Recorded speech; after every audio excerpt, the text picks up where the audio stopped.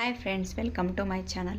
ಈ ದಿನ ನಾನು ಒಂದು ಸಿಂಪಲ್ಲಾಗಿ ಬೇಗನೆ ಮಾಡುವಂಥ ರೈಸ್ ರೆಸಿಪಿ ತೋರಿಸ್ತಾ ಇದ್ದೀನಿ. ಅದು ಕ್ಯಾಪ್ಸಿಕಮ್ ರೈಸ್ ರೆಸಿಪಿ. ತುಂಬಾ ಮಾಡ್ಕೊಬೋದು, ಕ್ವಿಕ್ಕಾಗಿ ಇನ್ಸ್ಟೆಂಟಾಗಿ ಬೆಳಗ್ಗೆ ತಿಂಡಿಗೆ, ಮಧ್ಯಾಹ್ನ ಲಂಚ್ಗೆಲ್ಲ ತುಂಬಾ ಚೆನ್ನಾಗಿರುತ್ತೆ. ಬನ್ನಿ ಹೇಗೆ ಮಾಡೋದು ಅಂತ ನೋಡೋಣ. ಇಲ್ಲಿ ಒಂದು ಕಡಾಯಿಗೆ ಎಣ್ಣೆ ಸೇರಿಸ್ತಾ ಇದ್ದೀನಿ, 4 ಸ್ಪೂನ್ ಆಗೋಷ್ಟು. ಅದಾದ ನಂತರ ಸಾಸಿವೆ ಸೇರಿಸ್ತಾ ಇದ್ದೀನಿ, ಉದ್ದಿನಬೇಳೆ ಮತ್ತು ಕಡಲೆಬೇಳೆ ಸೇರಿಸ್ತಾ ಇದ್ದೀನಿ, 1 ಸ್ಪೂನ್ ಆಗೋಷ್ಟು.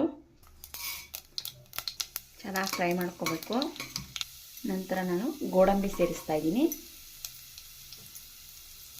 ಕರಿಬೇವು ಸೇರಿಸ್ತಾ ಇದ್ದೀನಿ. ನಾನಿಲ್ಲಿ ಖಾರಕ್ಕೆ ಒಣಮೆಣಸಿನ್ಕಾಯಿ ಮತ್ತು ರುಚಿಗೆ ಅಂತ ಬ್ಯಾಡಿಗೆ ಮೆಣಸಿನ್ಕಾಯಿ ಸೇರಿಸ್ಕೊತಾ ಇದ್ದೀನಿ.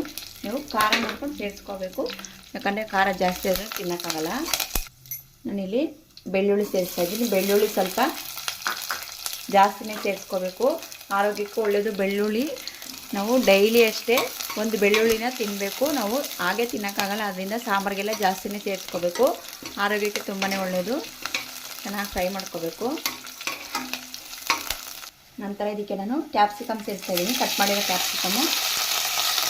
ಕ್ಯಾಪ್ಸಿಕಮ್ನ ನೋಡಿ ಈ ರೀತಿ ಸ್ವಲ್ಪ ಅಗಲಕ್ಕೆ ಕಟ್ ಮಾಡ್ಕೋಬೇಕು. ಉದ್ದುದಾದ್ರೆ ಕಟ್ ಮಾಡ್ಕೋಬೋದು, ಇದು ಚೆನ್ನಾಗಿರುತ್ತೆ ಈ ರೀತಿ ಕಟ್ ಮಾಡೋದ್ರಿಂದ. ಇದನ್ನು ಮೊದಲು ಎಣ್ಣೆಯಲ್ಲಿ ಚೆನ್ನಾಗಿ ಫ್ರೈ ಮಾಡ್ಕೋಬೇಕು.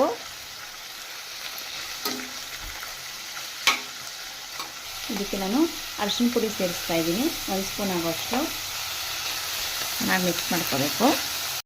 ಇಲ್ಲಿ ರುಚಿಗೆ ತಕ್ಕಷ್ಟು ಉಪ್ಪು ಸೇರಿಸ್ತಾ ಇದ್ದೀನಿ, ಚೆನ್ನಾಗಿ ಮಿಕ್ಸ್ ಮಾಡ್ಕೋಬೇಕು. ಇದಕ್ಕೆ ನಾನು ಹುಣಸೆ ರಸ ಸೇರಿಸ್ತಾ ಇದ್ದೀನಿ. ಇದನ್ನು ಚೆನ್ನಾಗಿ ಫ್ರೈ ಆಗಬೇಕು. ಸ್ವಲ್ಪ ಹೊತ್ತು ನೀರಲ್ಲಿ ಚೆನ್ನಾಗಿ ಫ್ರೈ ಆದ್ರೇ ಚೆನ್ನಾಗಿರೋದು. ನಾನಿಲ್ಲಿ ಕಲರ್ಗೆ ಅಂತ ರೆಡ್ ಕಾಶ್ಮೀರಿ ಚಿಲ್ಲಿ ಪೌಡರ್ ಸೇರಿಸ್ತಾ ಇದ್ದೀನಿ, 1 ಸ್ಪೂನ್ ಆಗೋಷ್ಟು ಸೇರಿಸ್ಕೊಂಡಿದ್ದೀನಿ. ಒಣಮೆಣಸಿನ್ಕಾಯಿ ಹಾಕಿದ್ರಲ್ಲ, ನೋಡಿಕೊಂಡು ಸೇರಿಸ್ಕೋಬೇಕು. ಖಾರ ಜಾಸ್ತಿ ಇದ್ದರೆ ಸೇರಿಸ್ಕೋಬಾರ್ದು, ಸ್ವಲ್ಪ ಕಡಿಮೆನೇ ಸೇರಿಸ್ಕೋಬೇಕು. ಖಾರ ಇಲ್ಲ ಅಂದರೆ ಕಲರ್ಗೆ ನಾವು ಜಾಸ್ತಿನೇ ಸೇರಿಸ್ಕೋಬೋದು. ಬೆಲ್ಲ ಸೇರಿಸ್ತಾ ಇದ್ದೀನಿ, ಸ್ವಲ್ಪ ರುಚಿ ಚೆನ್ನಾಗಿರುತ್ತೆ ಅಂತ ನಾನು ಸ್ವಲ್ಪನೇ ಬೆಲ್ಲ ಸೇರಿಸ್ಕೊಂಡಿದ್ದೀನಿ. ಕ್ಯಾಪ್ಸಿಕಮ್ ಚೆನ್ನಾಗಿ ಬೆಂದಿದೆ ಅಂತ ನೋಡಿದ್ದಾದಮೇಲೆ ನೋಡಿ, ನಾನು MTR ಅವರ 10 ರೂಪಾಯಿದು ಪೌಡರ್ ಸೇರಿಸ್ತಾ ಇದ್ದೀನಿ. ಇದು ವಾಂಗಿಬಾತ್ ಪೌಡರ್ ಸೇರಿಸ್ತಾ ಇದ್ದೀನಿ. ಕ್ಯಾಪ್ಸಿಕಮ್ ಪೌಡರ್ಲ್ಲ, ಇದು ವಾಂಗಿಬಾತ್ ಪೌಡರೇ. ಇದನ್ನು ಚೆನ್ನಾಗಿ ಮಿಕ್ಸ್ ಮಾಡ್ಕೋಬೇಕು. ನೀವು ಕ್ವಾಂಟಿಟಿ ನೋಡ್ಕೊಂಡು ಜಾಸ್ತಿ ಮಾಡಿದ್ರೆ ಜಾಸ್ತಿ ಸೇರಿಸ್ಕೋಬೇಕು, ಪೌಡರೆಲ್ಲ ಜಾಸ್ತಿನೇ ಸೇರಿಸ್ಕೋಬೇಕು. ನಿಮಗೆ ಪೌಡರ್ ತರೋಕ್ಕಾಗಿಲ್ಲ ಅಂದರೆ ಮನೆಯಲ್ಲೇ ಮಾಡಬೇಕು ಅಂದ್ರೂ ನಾನು ಅದು ರೆಸಿಪಿ ಸಹ ಹಾಕಿದ್ದೀನಿ, ವಿಡಿಯೋದಲ್ಲಿ ಅಪ್ಲೋಡ್ ಮಾಡಿದ್ದೀನಿ ನಾನು, ಅದು ಸಹ ನೋಡಿ ನೀವು ಮಾಡ್ಕೋಬೋದು. ನಿಮಗೆ ಇನ್ಸ್ಟೆಂಟಾಗಿ ಆಗಲೇಬೇಕು ಅಂದರೆ ನೋಡಿ ಈ ರೀತಿಯೂ ಮಾಡ್ಬೋದು, ಚೆನ್ನಾಗಿರುತ್ತೆ. ಇದನ್ನು ಚೆನ್ನಾಗಿ ಮಿಕ್ಸ್ ಮಾಡ್ಕೋಬೇಕು.